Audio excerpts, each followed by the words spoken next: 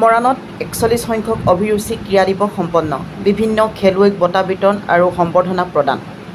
অসমৰ ক্ৰীড়া ক্ষেত্ৰত অভূতপূৰ্ব জনজাগৰণৰ সৃষ্টিৰে বলিষ্ঠ ভূমিকা গ্ৰহণ কৰা অভিৰুচি ক্ৰীড়া দিৱসটি এইবাৰ 41 সংখ্যকত ভৰি দিলে।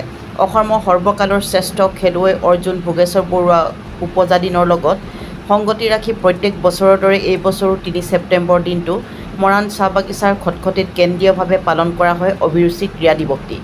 মৰাণ আঞ্চলিক ক্ৰীড়া সমিতি আৰু মৰাণ ক্ৰীড়া সন্থাৰ উদ্যোগত অনুষ্ঠিত হোৱা অভিৰুচি ক্ৰীড়া দিৱসৰ দিনা পুৱা ভাগত ৰাজ্যিক ভিত্তিত মাৰাথন দৌৰত ৩গৰাকী বিজয়ী দৌৰবিদক আৰ্থিক সাহায্যৰ সৈতে মানপত্ৰ প্ৰদান কৰে বিশিষ্ট ব্যক্তিসকলে। ইপিনে ৰাজ্যিক ভিত্তিত খেলসমূহত নিজ প্ৰতিভা দেখুৱাই স্থান দখল কৰি ৰাজ্যখনত গৌৰৱ কঢ়িয়াই অনা খেলুৱৈ প্ৰাক্তন খেলুৱৈক সম্বৰ্ধনা জনোৱা হয়। আজিৰ হকী খেলৰ চূড়ান্ত বিজয়ী চৰাইদেউৰ হকী দলক ট্ৰফি প্ৰদান কৰে বিশিষ্ট ব্যক্তিসকলে। আপোনালোকক আজি আমাৰ অনুষ্ঠানটো আপোনালোকে প্ৰচাৰ কৰিবৰ কাৰণে আমাক সহায় কৰিবৰ কাৰণে আগবাঢ়ি আহিছে।